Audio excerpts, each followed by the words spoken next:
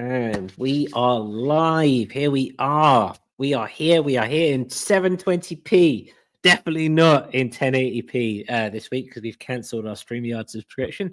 Thank you very much for that. So we might be a little bit pixelated this week. There might be a few things popping through, but hey, we are here. This is episode 159 of ADSN, the Independent Musician's Guide to Navigating. What does Sunwarper say? Navigating the music soundscape. I wrote it, but I can never remember. With me this week, Eonlake is here. Sunwarper is sadly sick, but we got a lot to talk about. Spotify, it's been a year on, as the title says. It's been a year since Spotify brought in their reforms. And as Smiling Errors says, we are forming an orderly queue to bash Spotify. It's been a lot of talk on the Discord ahead of time. And also Shady Ridge is forming in the queue as well. Hey, Josh, hope you're going well. Yeah. Don't know about you. Are you I'm waiting for Bendu's release on the 25th. I don't know about you. Oh. I'm just kind of sitting on it, just sitting waiting for it. Just every time that guy puts something out. Right? You're just hovering and waiting. It's great. We got a lot to talk about. As well as Spotify. We had a big event over the weekend. Eonlake played a gig down in London. And I can confirm that Eonlake does have legs. Because I went there to see him. But anyway, how you doing, bro? What's going down? I'm all right. Yeah. We met in the real world. Amazing stuff. We have, we do have a photograph to prove it as well, don't we? I'll put that up in the Discord. That is sitting on my hard drive at the moment. I'll put that up on the Discord. I actually forgot to do the joke when I met you at the pub to, start mouthing words and not actually saying anything. Just like usual. But I forgot. Sorry. That's okay. You were very much in the space of driving down from London, trying to find a place to park so that we could load your stuff out into the gig. So I get it. I get it. Totally get it. And we're going to talk about that in a bit. But how are you feeling generally? I mean, we've now left. I've come back to Prague. You've gone back to do your thing. What's going on? It's good. It's an absolute pigsty in here. There's stuff all over the floor. I've got mixers lying around and synths and stuff that desperately need to be cabled back together and so on. But yeah, it's good to get it done. It was a little bit different than expected, and now I can focus on writing and stuff again. I've still got a long list of things I want to try, and I've got equipment that I need to get re-familiarized with that have been gone too long without me caressing them, looking at them here. So yeah, it's nice to finish something and move on. Always, isn't it? Yeah, isn't it? Totally. It doesn't often happen. No, there is the continuous thing that is our journey, but there are points where we find these little chapters where we can close that and go, okay, that was that. And we're going to analyze that later. But I feel, and I don't want to throw shade, as the kids say, but I feel like your kind of acquisition of gear is indeterminate of where you are at. Like, I mean, you've been working on this live set for a while, and I'm sure at least last week I saw you with a new EP 133. Oh yeah. Yes, there's some new stuff to absorb and play with, and less excuses for not making music when I'm not in the studio as well. Which is, kind of the point. I get that. We were talking about it on the drive out from London. And I get it. Like, when you're sitting there in the car, when you've got responsibilities and you're waiting around and you're not in the studio, it makes sense that you want to kind of make music on the fly. Has the 133 been doing that for you? Not yet. I'm not crazy about the samples in it. I want to chop a load of them out and put more of mine in and do some more sampling in it. But I do think it's going to be a way of getting a relatively well-formed idea. And I like the idea of putting effects on samples and mangling them a bit and resampling them, and then going, here you go, here's your starting point now. Now that it's all been messed around with a bit and you've turned it into something. And I think it's probably going to be a way of getting a pretty fully formed idea of some kind together just with one thing, which I really like the idea of. So far, nothing's beaten Move for that, but we'll have to see, when I get more fluent with it. I get that. It's a device on its own degree. And speaking of which, Bendu has just joined us in the chat. He says, "Good morning, gents." Hello, Bendu. Before you turned up, we were chatting just how much we were waiting for the 25th. Both of us with our fingers on the trigger, ready to hit. His ears must have been burning. Nothing makes me more happy than seeing Bendu pop up on social media, because Bendu doesn't do much. He's active in the Discord, obviously, and he's active and he's around. But then that when he's posting about something, that there's something coming. He's got treats in his pocket, hasn't he? What you got for us, exactly. And I can't wait. I can't wait. And this new album seems very introspective concerning architecture. I'm unfamiliar with the guy, but there's some commentary there about people's ideas and thought processes of living in LA when you yourself are an import into LA. So that's going to be really interesting, I feel. But then most of the people in LA are imports, aren't they? Really? I feel that. Yes. Maybe they're the quiet majority. Maybe, I don't know. We're gonna have to see. Well, it's all perspective, isn't it? Exactly. I mean, exactly. Everything is perspective, and everything is a cognitive bias. But Shady Ridge, Josh himself says it's a gem. The guy putting it out in the road. So I mean, everything that Josh says is true. So we'll have to see. Exactly. 25th of April. It's going to be fun. Have a look for that. And as well as that, speaking of releases, Abby, patron Abby, has just joined us in the chat. Hello, Abby. Hey. New release out on Bandcamp today, unless I'm much mistaken. I think so. Pretty much, Abby, if you can confirm that. I'm pretty sure I saw a few things in the run up to this today. Something on Triplicate, if I'm not much mistaken. So yeah, that's going to be something. I have to say.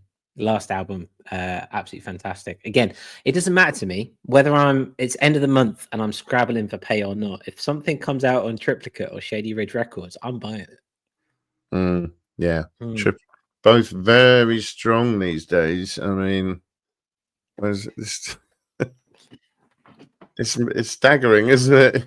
It just makes you think seriously about what you're doing sometimes. It does. And just to confirm, there was a new release out on Triplicate Records from Abby, from the horse's mouth themselves. I'm going to pick that up. Bendu is currently listening to it, as we said. I'm going to go pick it up after. Maybe I'll do a batch buy on Friday and just really get dug down. But it's interesting that we start this show off with the notion of talking about new releases on Bandcamp and buying work in its own right, because what are we talking about this week mainly? What's our main event for this week, Eonlake? Main event? Well, you're talking about that. You were talking about some company, weren't you, that did some sort of music thing, streaming or something? I almost got lost in your hyperbole there. Yeah. I was totally expecting a spoon-fed response, and I got something cryptic, and it completely sent me sideways. I like to pretend I don't know who they are. Yeah. The green button, the green button people, essentially. Yeah, was it a button? It's got lines in it. I don't know what they're trying to do, but something like that. Yeah. They are the Scandinavian Spot, as we say. Though that might be painting them with a too broad a brush. We are having a look at Daniel X streaming platform Spotify this week. And it's been a whole year, pretty much a whole year, since their royalty payout changed. We're going to run through that, and there's been some data coming through, and I kind of found this, and I want to bring it to the table just because, you know, we've been lamenting on Spotify for a long time, long before their royalty payout changes. And you know, we have a beautiful community here across Audionautic Records, Shady Ridge Records, Triplicate Records, Moderna Records, you name it. You know, there's plenty of independent labels out there, and yet Spotify are still getting the clout that they supposedly deserve. And there's so much data here now, a year on after their reforms, that is just unspeakably what's the phrase, bona fide in why this is a dead end game, and we just kind of want to bring it to the table. Oh, is it? Okay. So if you're holding that back for some surprise reveal at the end, that you know me, I'm not great news. Okay. Exactly. And while I have a sip of tea, I'm just going to say hello to M Fizz. Hello, M Fizz. Hope you're having a wonderful evening / morning, wherever you happen to be in this world. So yeah, there's no word of a lie here. This is to continue on spreading the word. And you know, some of this is preaching to the converted, and I respect that and I understand that. And you know, not everyone wants to listen to the same thing, etc. But I think there is a space for us to kind of lament and to talk and to share and to spread the word when it comes to just the, how do you put it without getting demonetized? Not like we're monetized, but the... How do you put what they are? The difficulty and the existence of Spotify in its own right. I must say it's analogous to a lot of things in life, really. I mean, it'd be easy to say, oh, it's all so terrible. But I mean, you know, it's a system that works for the top 3% or something, and only them. And, you know, it's not entirely exclusive, is it? They haven't exactly cornered the market on that. No, it's very fair. Sign of the times, really, isn't it? It is a sign of the times. And a Smiling Arrow says, hey, Smiling Arrow, it's nice to see you, mate. He says, I've hated Spotify since the day they were born. In the spirit of Easter, let Pirate Bay rise up from their grave. Fantastic. Very quick. I feel like this is the beginning of a ceremony. Exactly. Now, exactly. We're a non-denomination podcast here. We don't delve into that notion, but I do like that notion of Pirate Bay rising up from on Easter from the dead after all these years. I do like that. Exactly. Now, Stevie, do you mind just chilling for a sec, because I can't have you pulling anything out? What are we talking about this week? I'm going to bring this up because this headline's pretty damning. So you can just see what generally what we're talking about here. I'm going to bring this in, learn how to zoom in on a Mac, because I'm still not very versed in a Mac. And we can go from there. Turns out you can't do it. That's okay. But Spotify's I need to get a new one. Spotify's 1,000 stream minimum cost emerging artists $47 million during 2024.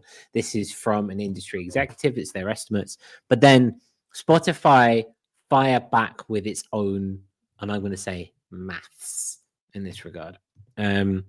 What that maths is, we don't know, because they're not showing they're working. Like any bad GCSE student, they're not showing they're working. They are merely coming up with the numbers. But essentially, this company, they're called Luminate, which is nice because they're illuminating the situation here, have hit some stats, which I'll throw a few bits and bobs at you to show that they're not learning. And I can put this link in the description if you want a deep dive into it. But they're essentially saying that it's cost the independent musician $47 million during 2024. And essentially, this is only really hit independent artists. If you're signed by a label and a high-end label, you are not at all affected in this regard. It's only independent musicians who maybe self-upload through places like DistroKid or TuneCore or something like that that are affected. Now, before I run into this, Eonlake, is there anything that you would like to kind of just put out there? No, my question was, who is Luminate? And I think they are Luminate Data LLC, a provider of music and entertainment data. I think you're completely correct. Did you? Yes, I would put that as well. LLC. So they are a joint venture, and basically they analyze big data when it comes to this kind of thing. So I feel like that within that, right, they know what they're talking about. Yeah, I'd just like to know who it is telling me something and what their potential biases could be in doing so. I think that's good. I'm glad that you checked that out because I forgot to. So I really appreciate that. So what are they saying then? They've done some counting, haven't they?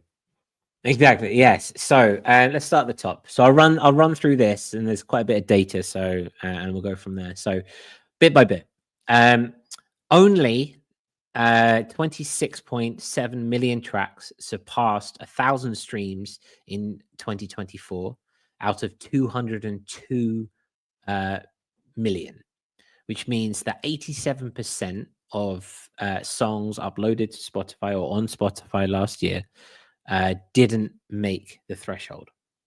That's a big stat, first and foremost. So 87% didn't qualify for royalties.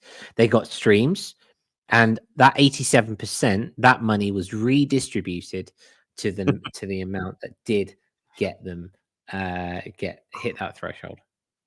It's just redistributing money. That's all it is. Yeah, that's all it is. It's fun, and it's okay if it's a venture capitalist system. Redistribution of wealth is apparently okay. So yeah, the actual percentage of royalty earning tracks on Spotify may be even lower than the 13%, because I was going to say Illuminati there, but that's a Freudian slip. Luminate's data included all streaming platforms, not just Spotify. They did this data throughout all streaming platforms. So the 13% that's left over could be less for Spotify because they didn't include just Spotify, because they're not the only bad guys, They really are. I think it is worth saying that. I mean, much as they are the most despised without question, and because they put such effort into being so nasty, it's the same all over. I mean, you can kid yourself that there's a difference, but there really isn't. Streaming doesn't work. I mean, exactly, it doesn't work. I mean, if you think that Daniel Ek is the bad man here, the saving grace is not going to be Jeff Bezos. Let's face it. I mean, he's not a savior of the people on Amazon Music. It's not after what he's done in the last 2 weeks, anyway. If you thought for a second that Jeff Bezos may be our savior, all those hopes were dashed when he ran up into Blue Origin. That's another story, and we're not going to talk about that right now.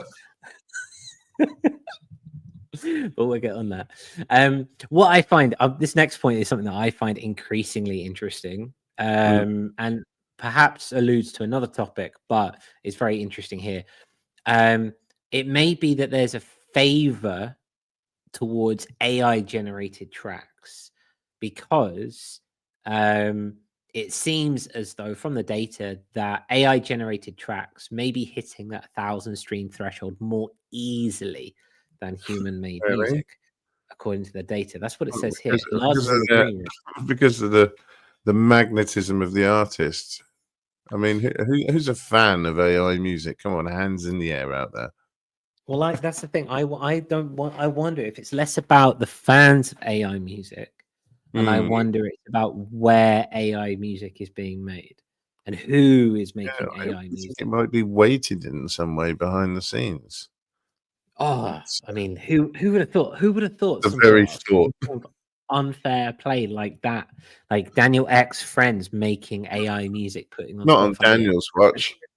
No, I mean that man's a bald savior. That's what he is. He is Jesus. He is Jesus incarnate. There is no way that he would be giving favors to his mates in order to create a circular economy so that they all get paid. Yeah, I mean, they've definitely been trying to stack things, haven't they? With not paying people under a certain amount, introducing loads of audio books and so on, so that it's a commodity offering rather than just music and blah blah blah blah blah, and any excuse they can come up with to not pay. And this is so now, AI music's doing really well, is it? Apparently so. So so there's two massive takeaways from Luminate's side here. And hey, Lars, I see you in the chat there. You're driving. I see lots of fingers moving around. I hope you're doing well. It's nice to see your face. We'll get you on in a little bit, bro. Just want to get through this I'm trying to keep one swearer at bay. I'm on my own today, so maybe having two of you might be a bit difficult. So give me just a sec, bro. For those watching and don't know what we're on about, Lars is in the green room. Lars is a patron, a lovable patron at the front of that, and the patrons get the ability to hop on the show halfway through at the round robin. And he's given us the heart signs there. The heart is directly back, and we'll get to that point once we talk about Eonlake. But for now, I just need to get through this because this is news, and we don't want to be if we were monetized, we don't want to lose that too quickly. Let's lay the stats out because I want to know, how we're going to make millions out of this. Exactly. Well, okay, so let's just take away two takeaways thus far before I hit this last bit. $47 million has been lost by independent artists in 2024 owing to this new policy. And there's a favoritism, well, it seems to be a trend of favoritism towards AI generated music away from human made music. Two massive things that I just want to highlight and really get home to the guys here who may be watching anywhere else. Spotify have said, nah, that's not the case. It's not happening. It's all cronyism. It's not true. Spotify have come back saying that 99.5% of all streams go to tracks with over 1,000 plays, making the policy practical and beneficial for the overall royalty pool. The company claims that they track the threshold represents only 0.5% of total streams, and therefore an extra $10 billion is actually entering the royalty pool. That's what they say. Does it feel like that? That's the question. I really don't know why they feel the need to comment at all. Why do they need to comment? Well, I mean, I would comment if I was a company that was being accused of favoring AI music and making a $47 million deficit to the majority of its uploading platform. I would need to make a comment too. And if I was going to make a bona fide comment, I would come back with some pretty kind of sincere statistics of my own. Okay, so for balance, how compelling are these statistics? They reckon $1 billion of extra money's gone into the pot. Well, this is the interesting thing. They don't have any statistics. They don't have it. They just said nah. They just said nah. That's not true. Okay. Well, I totally believe them. So, what are we talking about next? If it's if it's one set of people you can trust, it's big business. That's a compelling argument, Nah. Nah. Just no, it's not happening. It's actually no. And okay, we're being facetious and we're being funny about this, but it highlights a consistent problem that we have with Spotify, and the fact that we're being presented here with data from independent companies who are suggesting one thing, and Spotify are just coming back with no. Spotify, in my opinion, are doing what they always do, and they're basically taking a whiz up your back and telling you that it's raining. That's a very good way of putting it. Yeah, it's a very good taking a whiz up your back. Worse, telling you it's not raining. I don't know, but either way,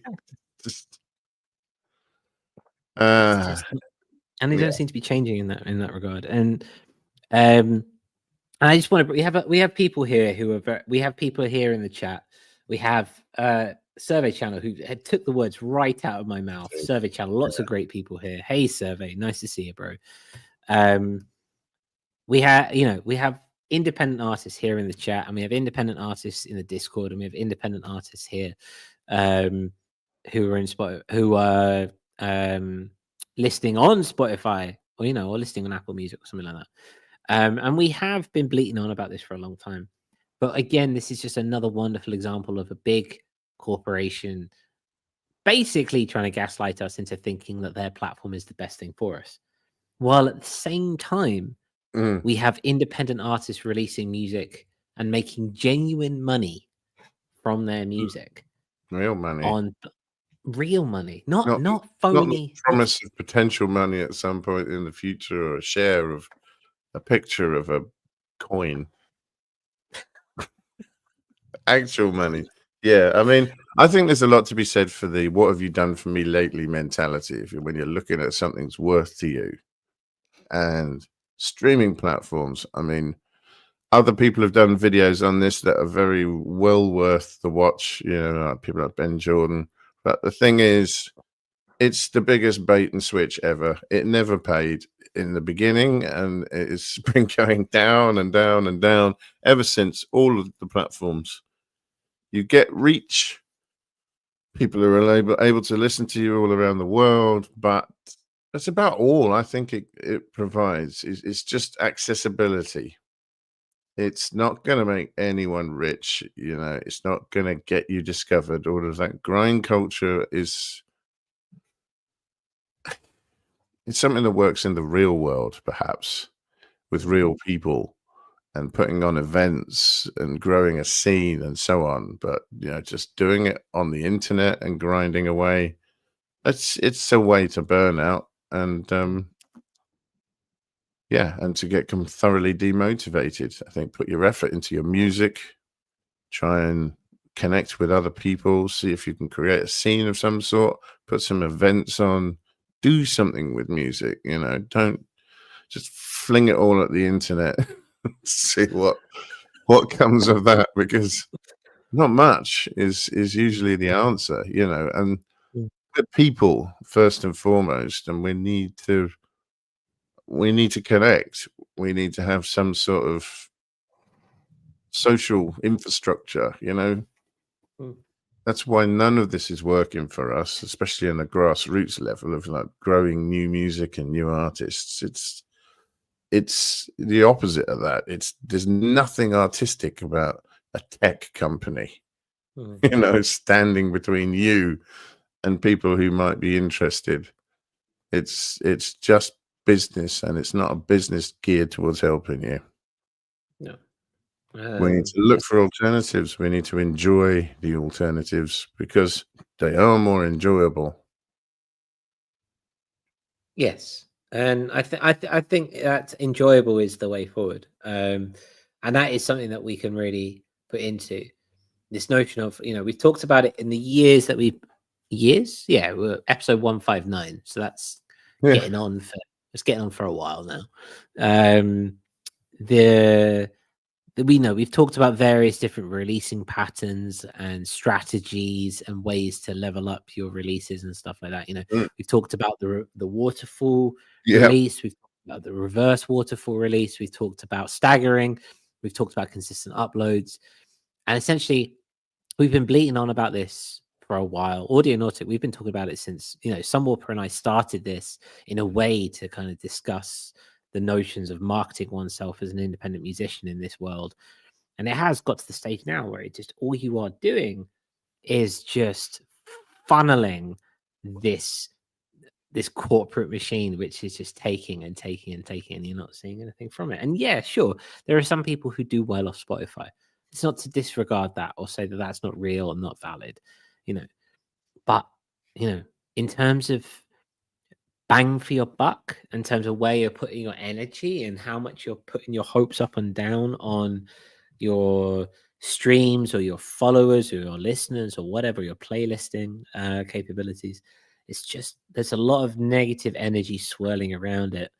And And it's no longer viable in this name of what has it done for me recently? You know, I can't remember the last time that I felt good about my music when it was on Spotify.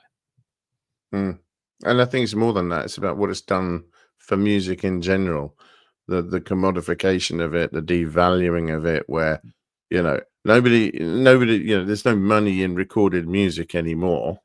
So, you know, everyone started trying to make money from touring, and, you know, ticket prices went through the roof and all the rest of it.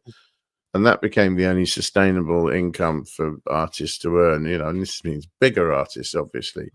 But even now, you know, tours are now loss making as well, because, you know, they cost more to put on than they get.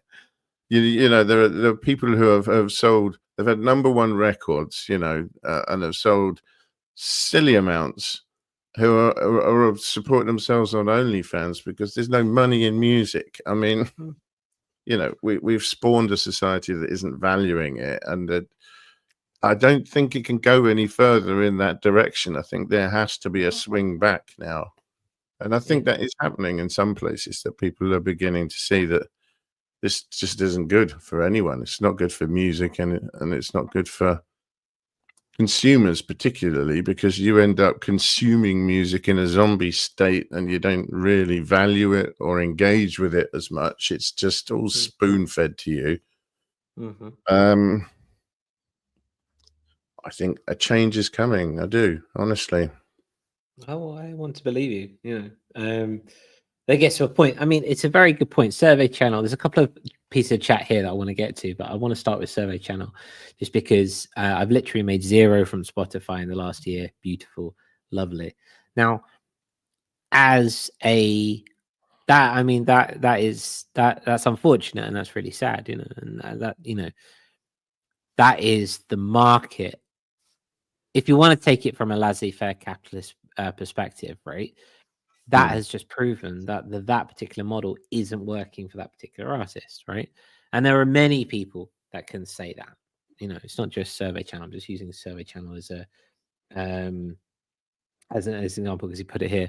But that is, while okay, Spotify could go have Spotify for those that it works for. Go, if it works for you, go ahead and do your thing. No problem with that. I suppose where I'm coming from is this notion of, if you realize that it's not working for you, or the fact that you're not making money from Spotify, there are other options out there, and there are other ways to do it. And again, I know I sound like I'm preaching to the converted, but I'm hoping that there's someone out there who potentially may be new to this kind of notion, or new to this podcast. You know, it doesn't have to be this way. You know, you don't have to be working in this grinding culture of releasing once every 6 weeks and then making a music video and then trying to make promo and reels and everything like that. You know, if, you know, J-Bell wants his synth back, you know, he wouldn't need to get his synth back if he just put his music on Bandcamp. You know, enough people would buy it so he could buy himself a new synth. You know, you don't need to rely on Spotify. You know what I mean? You are muted, Eonlake. I still think you'd want his synth back, to be fair. He'd maybe just get another one, but yeah. What I'm saying is, I suppose it would be less of a problem if J-Bell's music was on Bandcamp and people were buying his album. You know, he would be less focused on not having his synth back, and he would be more focused on having the money that he's getting. When people put their stuff out on Bandcamp, you know, they get a direct payment. Abby released an album today, and people bought that album. You know, Bendu was listening to it at the beginning of the show today. You know, that money has gone directly into Abby's pocket. I mean, obviously, minus a few Bandcamp fees and stuff like that. But that Bandcamp fee is minimal compared to what you get. There's nothing wrong with people skimming off the top, but let's not skim everything. Yeah. Skimming off the bottom for you. Maybe after a few pints on a Friday night, I have to see. So that loud bang was my djembe that I've just kicked over because I have no sense of. It's the rage. It's the suppressed rage. It is the suppressed rage in which they say. Makes you want to kick it, djembe. Exactly. Smiling Error said another thing here. He says another scummy thing off the back of streaming is that labels now 360-degree artists, and the artists have to whore themselves out anywhere to sell or make a living. Now, unless I'm mistaken, what I suppose Smiling Ears is getting across here is this notion that once upon a time, a record label would approach a band or an artist and say, hey, we're going to promote you. You just worry about making the art. We're going to take a cut, but you just make the art and then we'll promote you. You know, we'll send you out into the world. We'll make you a tour, etc., etc., etc. And don't worry about that. You just make the art. We'll handle the business side of things, and that's great. You know, and that's somewhat of a symbiotic relationship in that sense. Excuse me. And now with the advent of streaming coming through and the advent of social media, now suddenly, you know, record labels are coming to artists and saying, "Hey, we want to promote you. Hey, we want to be a part of you." But hang on. How much following do you have, and how much work are you going to put in? You don't have to just focus on the art anymore. We want you to be a businessman as well, and you know that just doesn't sit right with me. They want a sure thing, and if they've got a sure thing, they'll lend you the money to do your thing, and then once you pay them back, if there's any more money left, you can have that. Sounds great, doesn't it? Exactly. Yeah, things definitely work differently these days. I just think it's good that you know, people like Luminate are actually, to coin a phrase, shining a light on this stuff, but in an empirical way, you know, with some numbers, you know, in the exact way that Spotify don't, except to tell you how popular the platform is and so on. And of course, the platform's popular. You know, you get loads for essentially almost free, although it's not free. They keep putting their prices up, but you know, everybody likes not having to pay for stuff and just having loads and loads and loads of it. But you know, it's not really sustainable, is it? Something new will come along, and the best thing you can do, I mean, you can take your music off Spotify, but I mean, they probably would thank you because you're just clearing up storage space for them, for the things they want to have on the platform. Unless everybody did it together, you know, that's the only time that you've actually got some clout, when you act together, and that would take some organization. Are you talking about an organized people's rebellion? Is that what you're discussing? Like, is that what yeah, in theory. I mean, I'm not going to run it. Better things to do, but you know, I mean, you know, you could do that sort of thing, but really, I think there's still a benefit that, you know, your auntie can listen to you if they want to. I'm just not going to put everything on there, you know, and I'm going to put all my effort elsewhere, because that's where it belongs, because there's so much more return to be had elsewhere. And that would be my takeaway. It's just, you know, don't get pouty about it. Don't say, well, I'm taking all my music off there, because that's what people want. That's what they want you to do. I get that. And I mean, it's, you know, it's not we don't live in an extreme world. And just to back up what you're saying there, Abby, again, brand new release on Triplicate. I don't know if while I'm speaking Eonlake, you happen to have Triplicate Records up and you can link the album there at all. Otherwise, I'll do it later. But Abby says, I make more in 3 months on Bandcamp than I have in almost 5 years on Spotify, with a smiley face. That would make me have a smiley face as well. And, you know, that is definitely a business model that is worth pursuing in that regard, you know. And the amount of people in 2025, the amount of people I bring up and say, hey, have you got Bandcamp? Or are you on Bandcamp? And, you know, it's still an unknown kind of thing out in the world. So, you know, Bandcamp is a real thing. And we don't need to necessarily remove everything we have from Spotify. You know, why would we make it easy for Spotify? As Smiling Area says, let's up their server costs.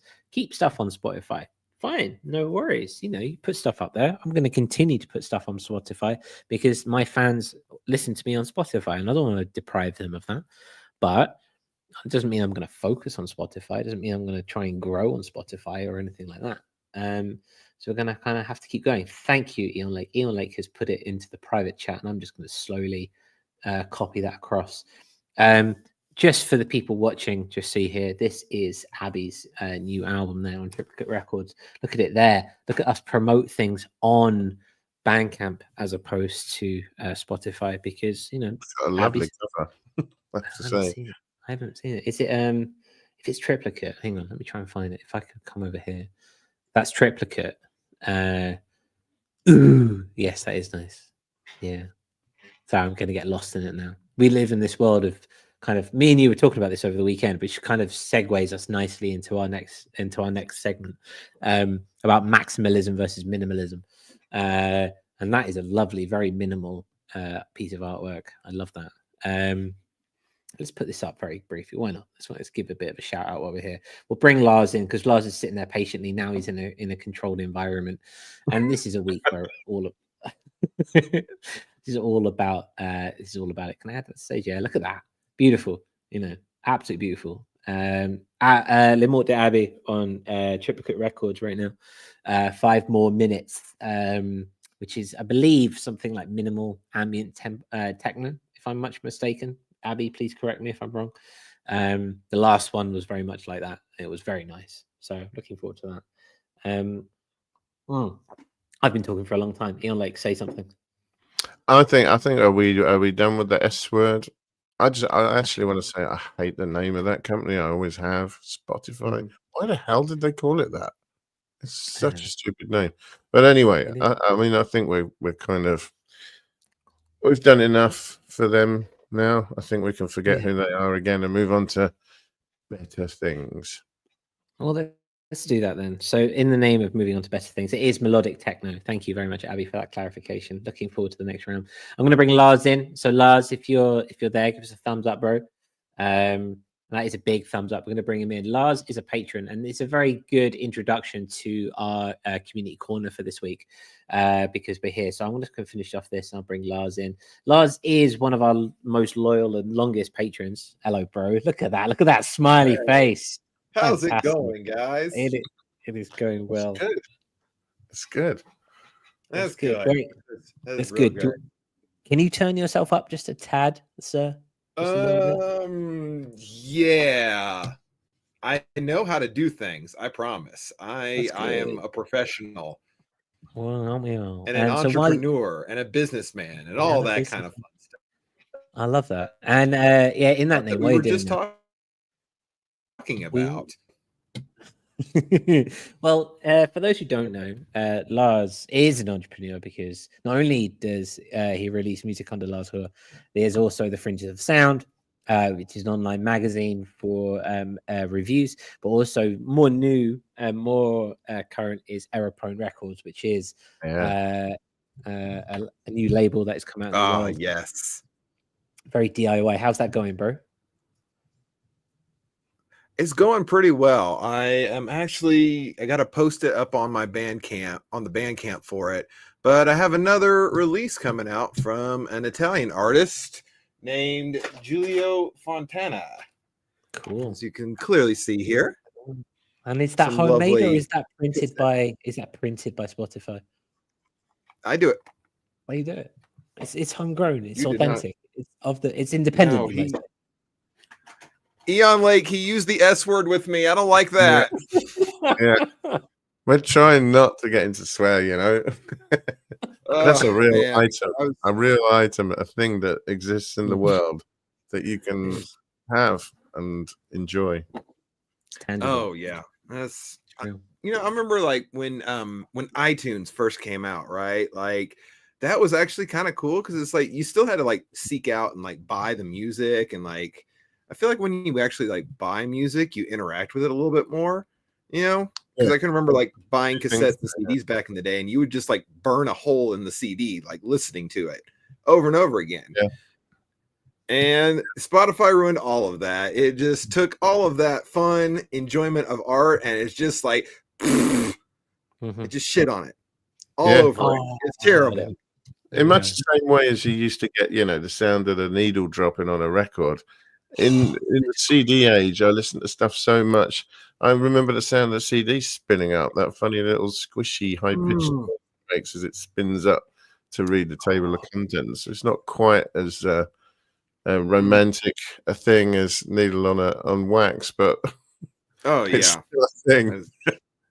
See, my thing was for the tapes is like you would start the tape and you would hear that hiss for like the lead in where there's nothing recorded, and then it would hit the actual recorded tape and it would quiet down a little bit. It was like, oh yes.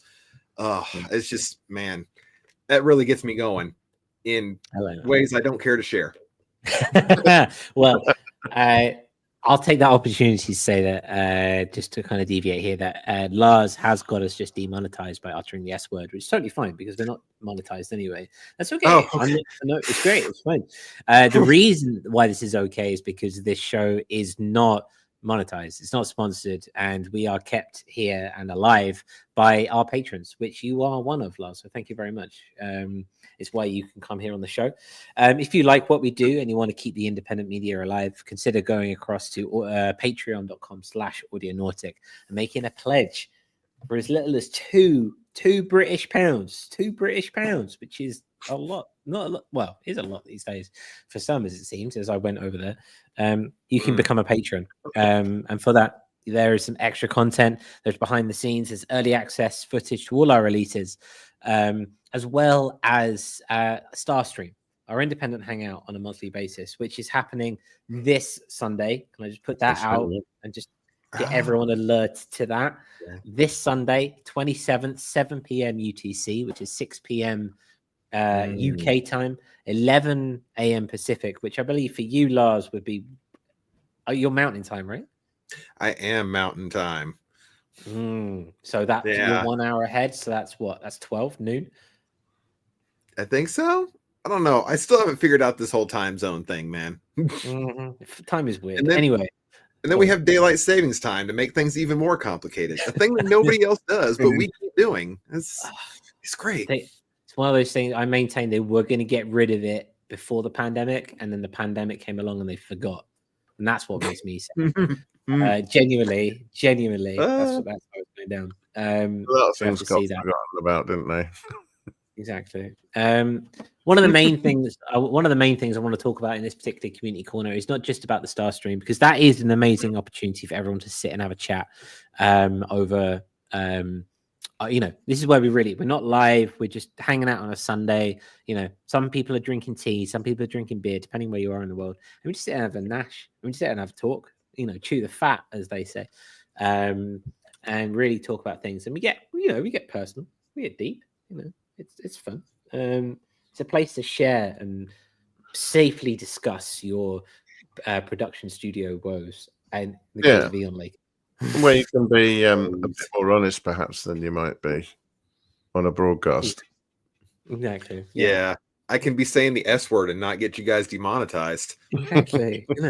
It's a nice place to be. It's good fun, and we don't worry about that so much. I mean, obviously, I'm being facetious. Yeah.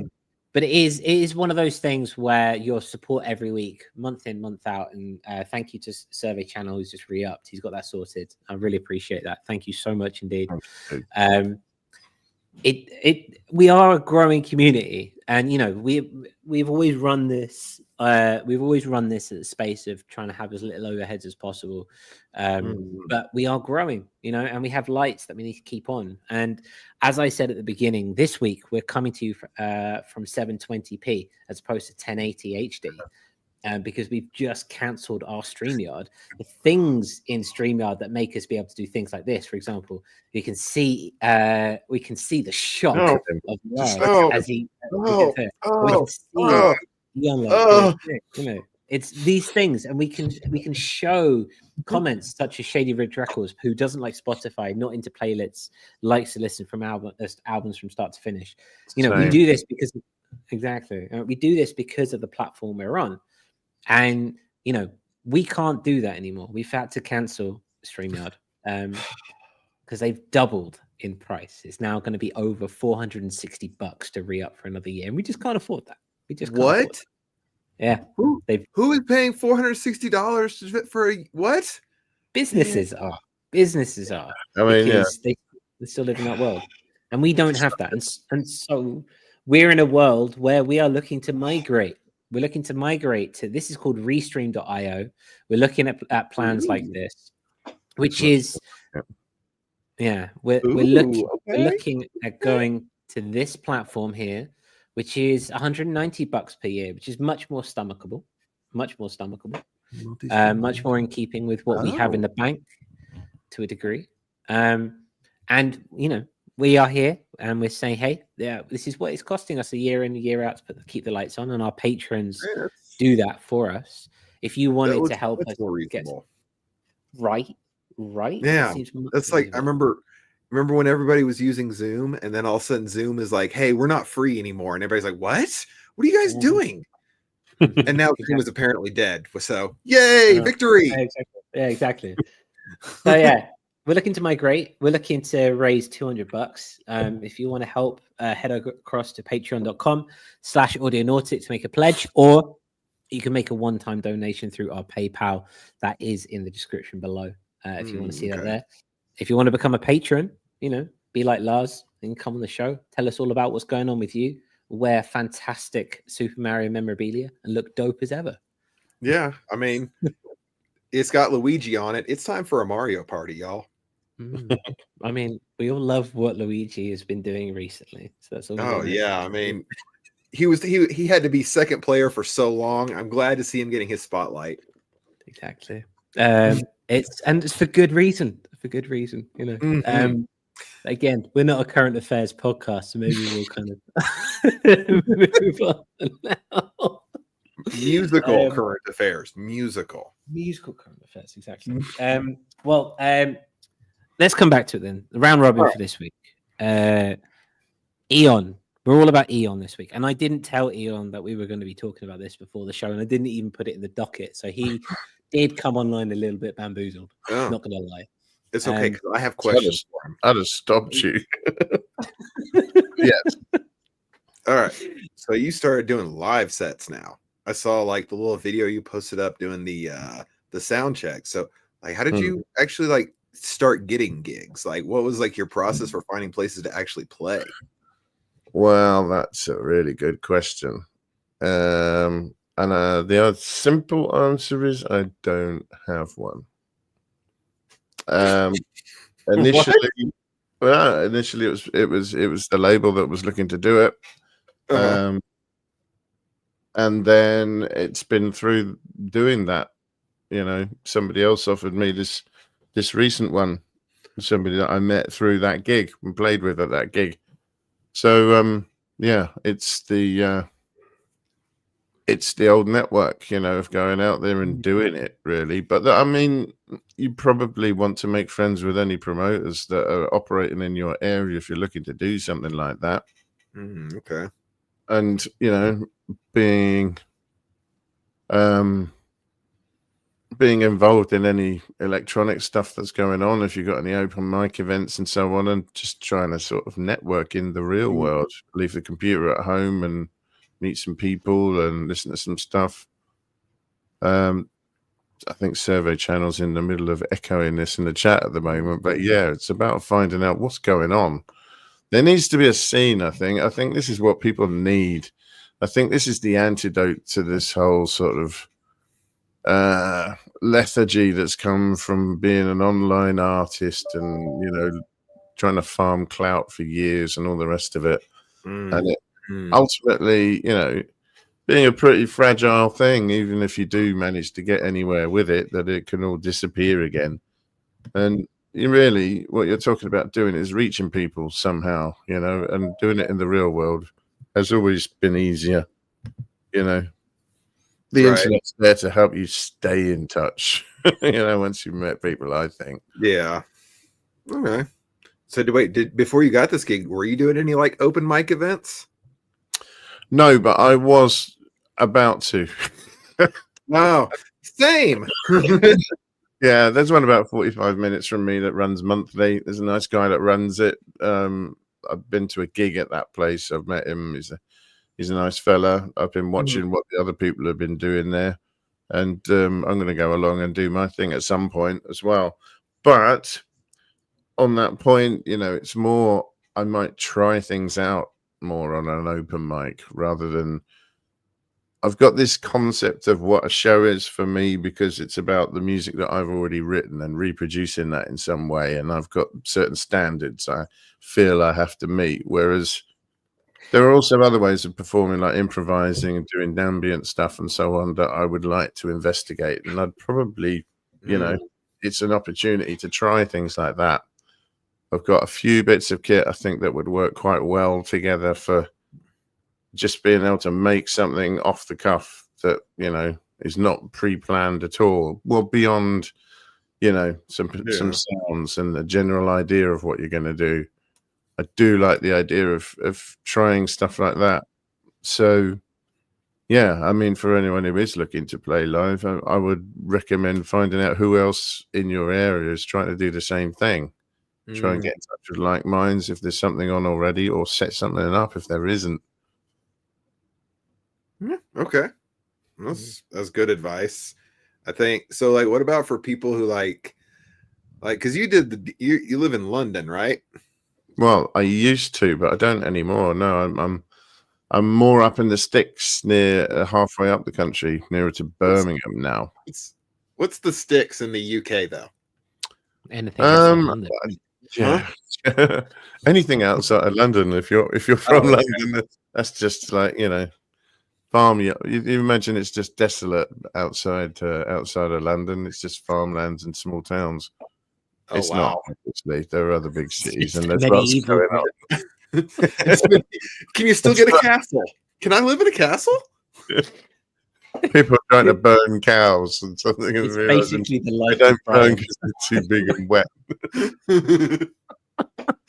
Oh, that's great.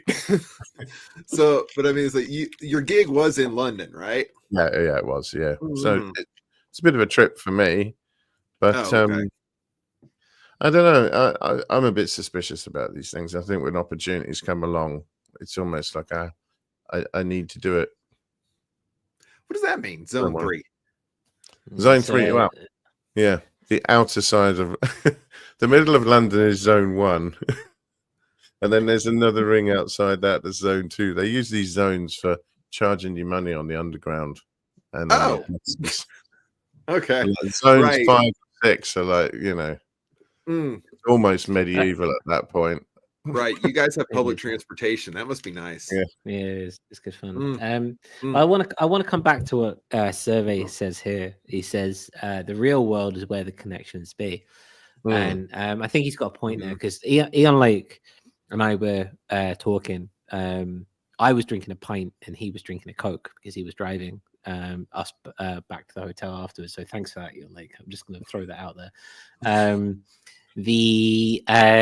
But you know, we were talking about the differences between the online community and the offline community. And, you know, we're in this space collectively, all of us here, we're in this space of, you know, we have a bit of an online following, however big, however small, but generally speaking, people who listen to our music at the moment, at least, are people who are, you know, on an avatar on the computer.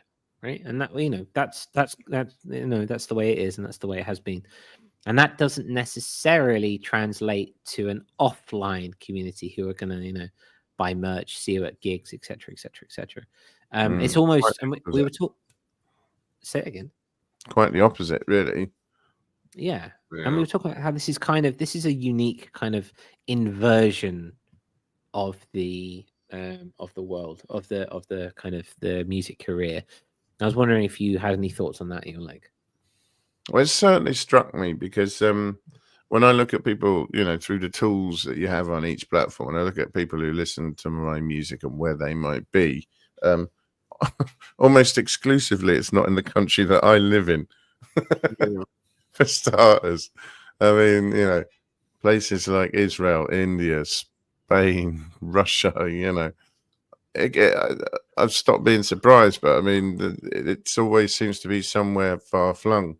And this is the reach that streaming gives you. You know, anyone can listen. So you're suddenly, you know, your potential market is anyone on the planet almost. But it just shows that it's absolutely no use to you when it comes to creating a local following. How do you find the people closest to you? It doesn't. The internet and the tools that we have via the internet don't seem the best way of doing that. It still seems like there's a place for going out and playing gigs locally, you know, as local as you need to be, like, at least within like 100 miles of where you live. developing a name somehow through performing with other people or being part of a scene or, going where the crowds are to some extent. And ironically, all this online clout that you've been farming for years isn't really any good until you're a really well-established artist and you can see what your listener count is in each country and which of the countries you need to visit. And I don't need to visit any countries yet, unfortunately. I'd be happy to if the chance came about, but yeah, it's funny. It just struck me that they seem to be working in opposites. When you want to start playing live and reaching people and doing that, because it's a completely different side of things and very fulfilling if you can connect with your own music and perform it in a way that it's almost like you've been working in the opposite direction up until now.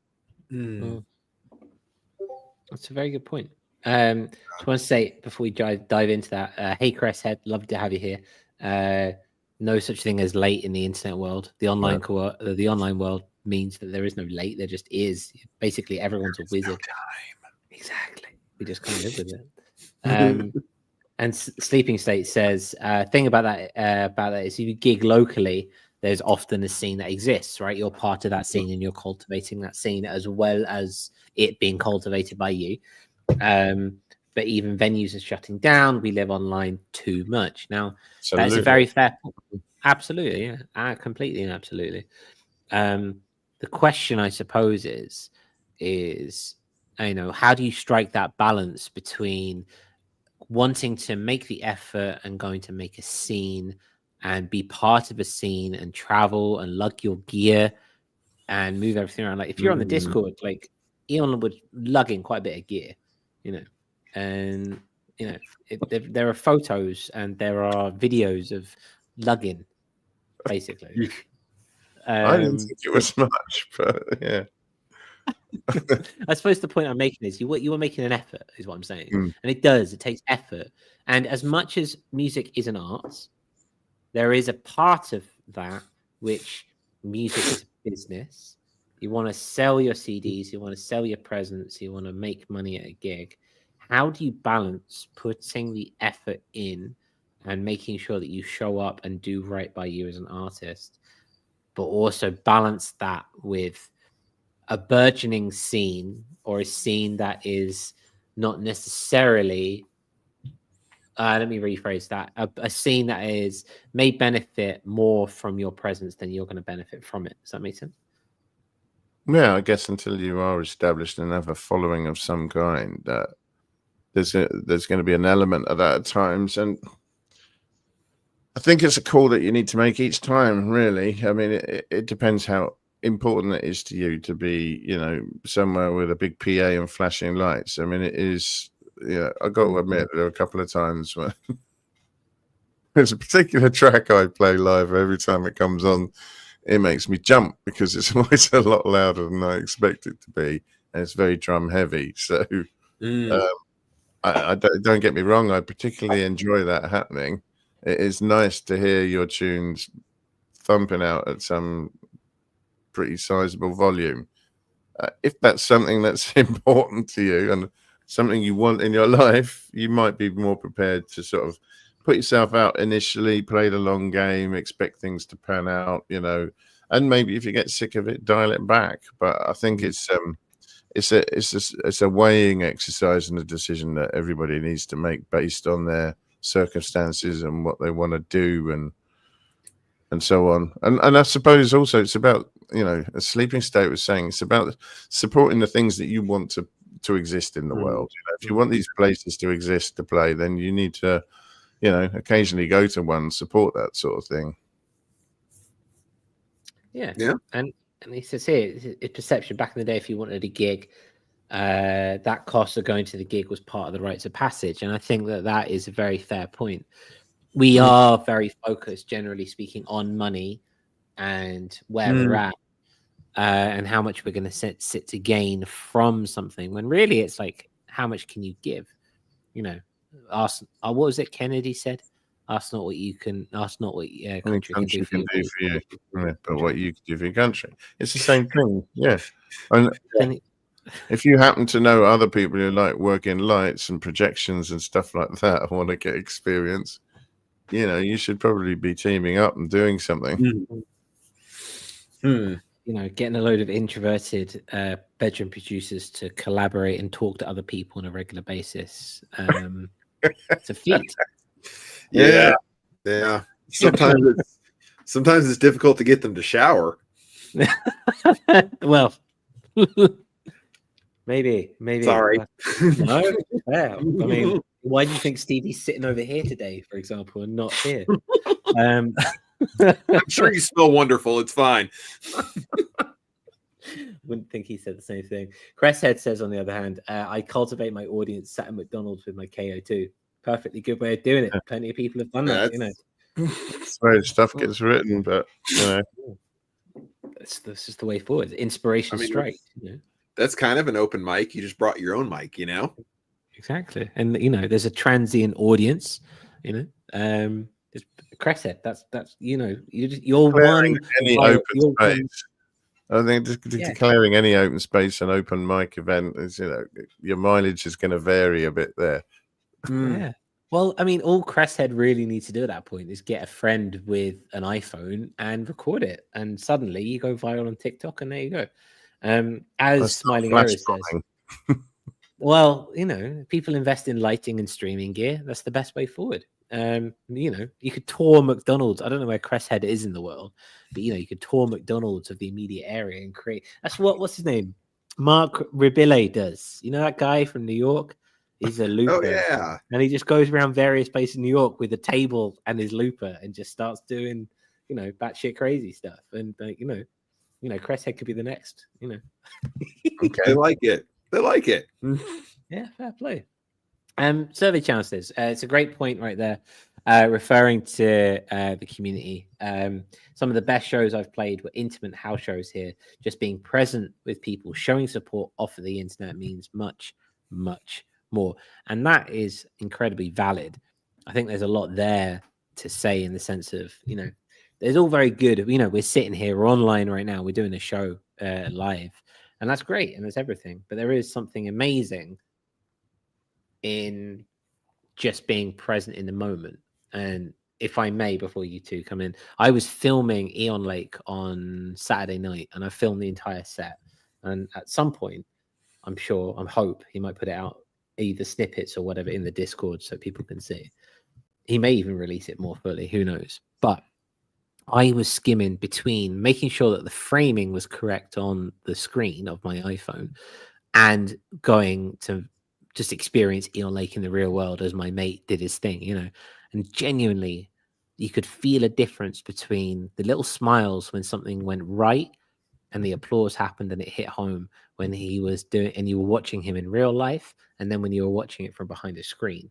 And I think that that's really important in that sense.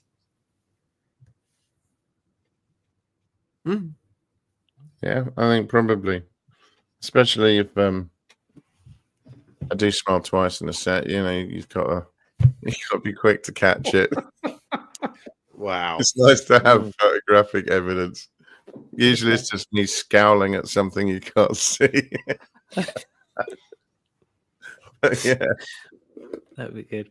I don't know, I like what he's doing up there, but he doesn't look very happy about it. Huh.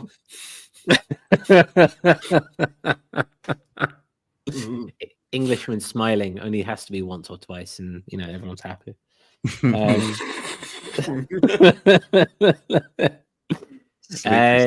Quota met. Quota met, exactly. Yeah, quota met. Lars, do you have any other questions for Eonlake in regards to being live, playing live, being part of a live community? Okay, so the only other thing I have to ask is just how much stuff did you actually lug to this? What did your live set look like? It wasn't much, really. It was I used to push to play and to mix with, so I used about 8 tracks to summarize, to get the tracks themselves. They've had bits chopped out of them because I'm going to be playing them myself. and they're chopped up into little bits so that I can shorten tracks and I can play them in different orders if I want to.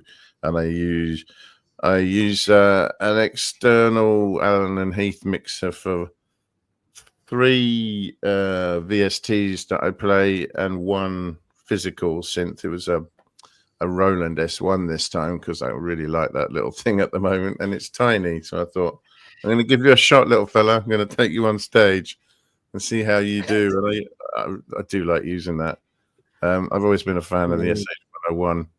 And then a bunch of effects and a Chaos pad and, some other bits and pieces to some effects racks that are built in this set as well that I can use to sustain things and loop things and beat, repeat and whatnot. Okay. So it's what I do is a mixture of queuing up tracks and playing parts of them whilst running effects on others. I had a little light pad as well with a drum kit on it, so if I felt like hitting anything I could. I'm a drummer, right? It's more of a it's like an equivalent of having a cuddly toy or something, something reassuring there. Let's say you hit that, it makes a drum sound. If all else you can finger drum. Got it. Mm-hmm. Yeah, I mean, I'm not a big finger drummer, but but yeah, it wasn't that much gear. It was just the fact that I used a flight case for a mixer to put it all in, because the trays are good size, but I mean the lid's massive and really tall because it's supposed to have a mixer in it, and it hasn't. It's got a load of flat things that I'm using. So I think it looked worse than it was really. It's just it was all in one really big box. That and a keyboard stand, But I thought I was traveling light, just doing that and using mainly VSTs with only 1 real synth. I did have a load of controls mapped to the VSTs, though, so that I've got access to their cutoff and resonance and things like that, so I can play with them as if they were a real synth, but not have to lug a real one around. Okay, I like that. Because I was actually I'm trying to do live stuff this year, because I'm trying to find all the open mic events and stuff around here, because I can't really find much of a electronic music, we'll say, scene around here in good old Colorado Springs. There's we have a record shop, and there's this place called the Black Sheep where they have a lot of rock and punk and maybe a little bit of metal bands there and stuff. But as far as electronic, so I'm just gonna start showing up to open mics and do a thing and see see what happens. They'll be around somewhere, and I think that's probably a good way in to find out where else can you go. Definitely. The way I see it is there's only going to be 1 of 2 responses. It's just oh, hey, that's kind of cool, or what the hell is he doing up there? Both are very valid and good. I know. I'll accept either. I don't care. Yeah. I don't know what it's like over there, but I mean, over here at open mic events are pretty much anything goes. I've seen some very, very varied acts on these things, from the really wacky stuff to the quite, Smiling Eric, what's up? Turntables and sandpaper. Yeah. I think that's where it is. I think we're in a very good time for that. Just to stem off what you're saying, Eon. Open mic. Traditionally it's the singer-songwriters. It's the acoustics. It's the maybe the punk band trying to try out their new thing. But it is open. And we live in a world where we're meant to be open-minded and stuff. You can take your noise modular project down to an open mic and give them a stereo 2-track through a DI and just let rip and see what happens. Nothing wrong with that. Freedom of expression. Just go for it. Make the scene. In that regard. My final question before we come to the end of the show. What have you learned from this experience of playing in London, Eon, and what are you going to carry with you moving forward when it comes to prospects of playing live again? All right, so 2 things, and let's see if I can remember them both once my mouth starts moving.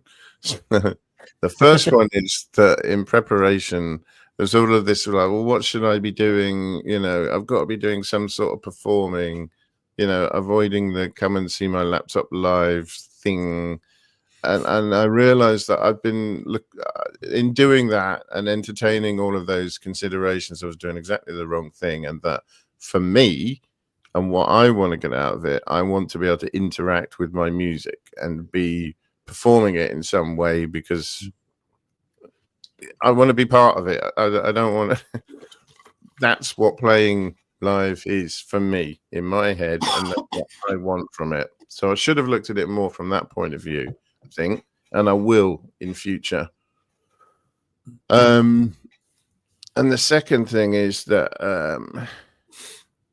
one of the challenges I always had was playing live was never something I planned to do. So I never wrote any music coming from that place where, like, how the hell am I going to do this live?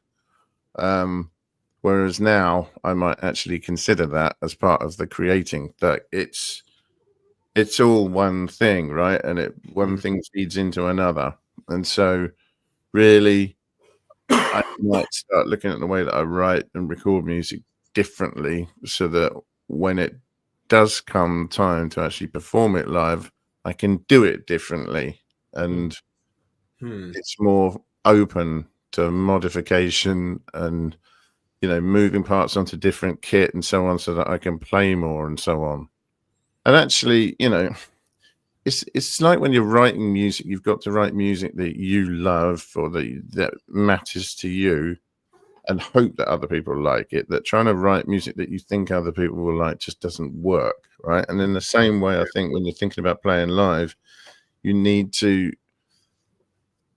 write something that you want to do live, rather than going, well, what should this look like? And I don't know, look at all these ways of measuring things that can't be measured. I think you should be doing it for your own reasons and interests, and hopefully that will be something that interests other people, that you're chasing something, and it's actually interesting to watch, that you're on a mission, that you've got a vision, there's something that you want to create or you want to do a certain way, and they're coming along to see what you're up to. I think that would interest me more as an audience member. So yeah, just thinking about it in different ways, and actually turning writing, recording, performing into a bit more of a holistic cycle, and less things that are related to it. It's like family members that never speak or something until Thanksgiving if you're American, or I don't know, Christmas over here. That makes sense. I still say you guys could have your own holiday and just call it your welcome day. Go be free. All right. Okay.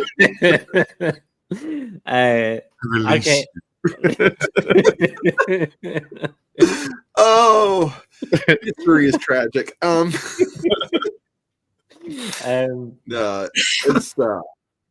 It's good to hear like other people are like trying to get out there and do like live stuff. I'm like, it was fun, right? Like, you enjoyed yourself at least? Yeah, I did really enjoy it. This time more so because I was not like before, because it was the second time. It was a bit like, well, I missed it last time, I'm not going to miss it this time. And it was really good fun. And I like watching other people perform as well. I've seen quite a lot of electronic bands over the last few years doing various forms of different stuff. And I think it's pretty interesting. I do like hearing it. And when somebody really smashes it and creates something quite amazing, and it's just some dude, it's not the latest big name on this label or that label. It's somebody underground who's just bloody good. It's amazing. Yeah. No, I know what you mean. Like, you just show up to some like random bar and there's like some guy you've never heard of gets up there and does something that's like, that was great. Yeah, and that's happened to me a fair bit. Yeah. Well, that was brilliant. That alone was worth coming for. Well, I think that brings up an interesting point. A survey now says, and he addresses you directly, Lars. He says, Lars, have you checked Bandcamp tags for your city? That's essentially how I got started finding artists that aligned. I'm real mad. I never thought of that. Yeah, and he has looked into it. Yeah, great idea. Like Okay. this notion, just finding people around you and then just saying, "Hey, sup," have you got stones? I've got. Yeah, do you want to go throw sticks in the creek or whatever it is you guys do over there? Like just a similar version. Thanks, appreciate it. Well, let's just go throw rocks in the lake. It's fun, right? I suppose to put it exactly. Nature. Wow, it sounded like the weirdest euphemism. Probably hit the brakes there. Yeah, I suppose what I'm getting at is finding local people who are like-minded, and I'm trying to save this somehow. Finding local people who are like-minded and just seeing what's up within the community, and even if it is just a case of being that guy who just has a unique talent and just can learn to break down the barriers of anxiety when it comes to public performance, and just starting at a local mic night or in a bar or something like that, even if it's just, hey, can I have this table for an hour and a half on a Thursday, and going from there. That's a very good, even if that's not where you want to be and that's not where you want to get to, it's a stepping stone in the right direction. And sometimes just stepping towards something is a good direction as any. That's a good point. Alternatively, you could also do the David Lee Roth strategy and just be the guy with the PA system. Yeah. Okay. What? Like I've already looked into it around here. I was like, you go to like the local parks and stuff, and you'll have like pavilions and stuff that have electricity running into them. It's like you can rent those out for like $100 a day. Like you get you and like 4 or 5 other artists. It's just like you could spend a whole afternoon just doing a concert outside. Exactly. You can. Yes, you totally can. We did that. There's a bandstand down the road, and we did that for a band nearby, and you can do that. That's another way of doing it. If you want to put money behind it, then that's even better in that regard, isn't it? Yeah, I have noticed that if you're willing to put money into things, a lot of other artists will like kind of coalesce around you. Because I don't know if you guys noticed this, but like musicians, we tend not to have much money. It's weird like that, right? It's almost like some weird oligarchic corporation decided to take us for all we were worth. Anyway, I wouldn't know anything about that. Or all of them. Yeah. I don't know. It's like getting married, and suddenly everyone's in your pocket, or they've got a new price list for you because you're tired. And like, oh, right. Thanks. Oh, yeah. Well, cheers. I mean, okay. So that survey channel sums it up quite quickly, quite nicely. If there's artists around, nothing's happening, be the one to make it happen. Like you say, put $100 down. $100. All right, $100 down is a lot. $100 is a lot of money in this day and age. But if it's something we don't think twice when a new VST comes out or when a new piece of gear comes out. We're like, yeah, $200. Yeah, sort of, Yeah, or at least Eonlake is. And the notion Daddy of Warbucks over there. Okay. I suppose what I'm getting at is, $100 is a small investment to make, and we do invest in our future, and we do invest in our scene or our journey quite considerably when it comes to hardware, software, etc., physically in the studio. $100 on a bandstand rental, for example, is nothing. Yeah. And it's got electricity. Come on, man. You don't even need electricity. You can get a generator now. You could just buy a generator for $100, and then you don't even need anything. You could just do it under a tree, assuming there's no like thunderstorm or anything. And we can buy a generator for cheap right now until China cuts us off. But that's why I went ahead and bought a new laptop. I'm ready. Good start. Good future proofing. That's what we need. Yeah, so I'll tell you what. Let's continue this discussion on Sunday, because I'm sure that other people who I'm sure patrons who didn't make the show this week will quiz you more. Eonlake is going to be there. And we'll continue the show in the Discord, because we're getting on for 84 minutes now. So let's kind of end it here. Any final word concerning your London gig, Eon? And he is coughing as I just hand it over to him. So he's back in. I just think I know people that run regular events elsewhere in the country, and yeah, if you've got a PA or a venue with a PA, or both independently, you could probably get a lot of local people to join you and put something on that was genuinely interesting and people might want to come to. I honestly think it's the future. The future is the past. Going back to other stuff that used to work and living in the real world a bit more and using tools for what they can give you rather than, letting the tail wag the dog or the cat, so to speak. So to speak. Well, I mean, it's a good point. If you say, as Bendu has said, clicking on Colorado Springs tag on one of Lars's releases on Bandcamp and then adding experimental filter gets a bunch of hits. So I think you're in good company. Bendu's over there. Bendu and Svrjcek are over there doing the work for me. I love this. This is great. The power of community, the power of people who just want each other to succeed. It's beautiful. You know what the crazy part about those two is? Like, they're literally on opposite sides of the country right now. Like, Bendu's out in California. I think Svrjcek's probably out in New York. And it's just like, man, sometimes I get jealous because like they're in like huge areas, and now they're pointing out to me. It's just like, nah, you're good. Colorado Springs ain't that bad. Well, there you go. It's all coming from a space of love, and it's all coming from a space of support, which is that's all that matters, really. That's all that matters in that sense. Yep. So we will continue the love for now. If you want more, go ahead across to our Discord. I put some AI stuff up there pre-show, which I found quite funny. And there's also some love and community stuff going as well. If you want to go check that out, the link to that is in the description.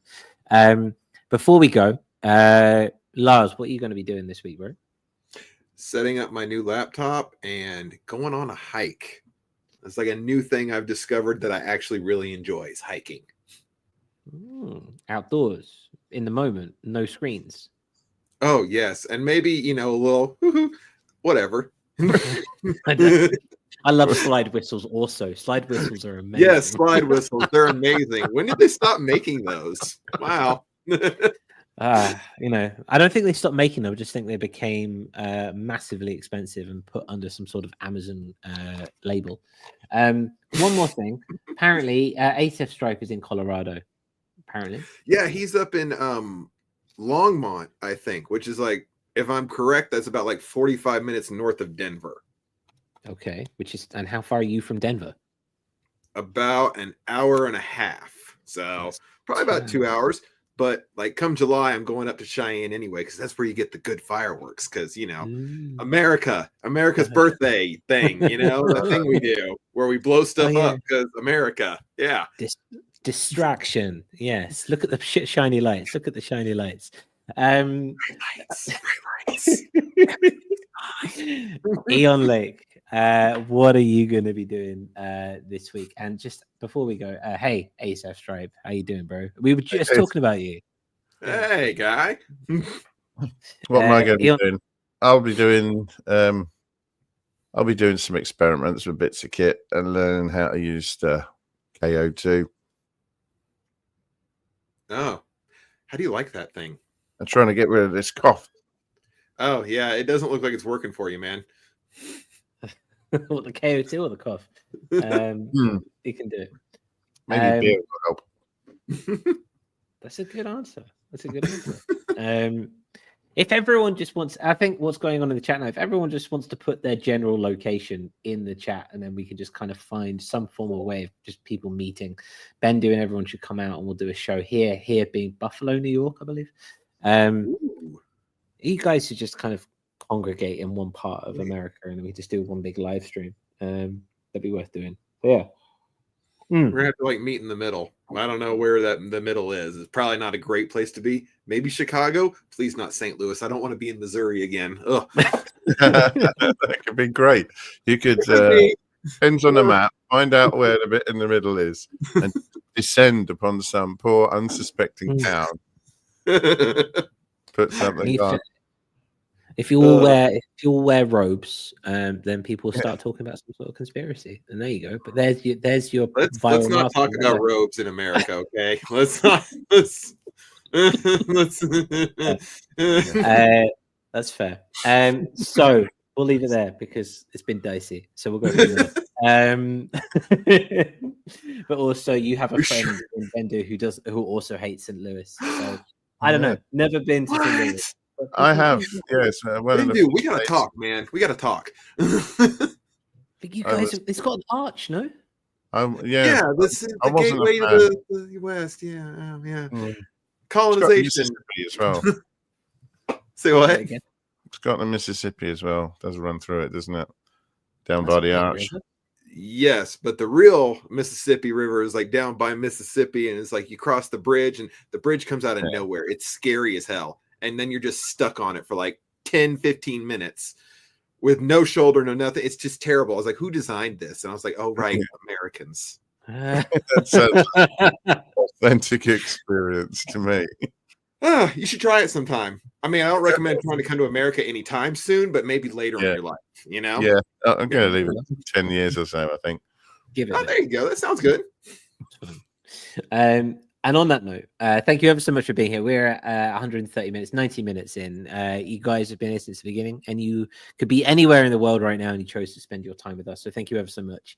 Everyone here, we will be back next week. I believe it's next week, the 30th.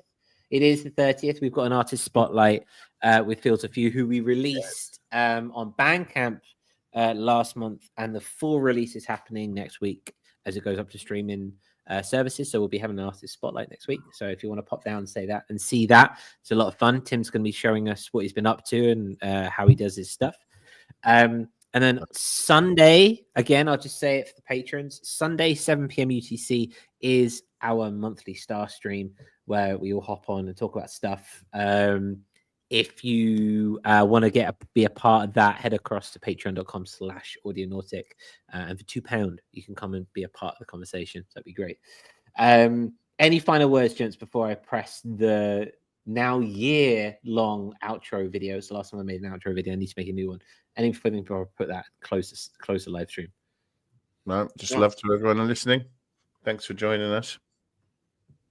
Get well soon, Sunwarper. Yeah, we'll see him now. Wait, what happened to Sunwarper? He's sick this week. I didn't mention it, did I? No. What did he get? He didn't get the vid, did he? I don't think he got the vid. I don't know if he got the vid. I know that he sounded pretty rough. And so, right. and bless his little cotton socks, as we say. He was like, I can still make it to the show. I was like, bro, it's okay.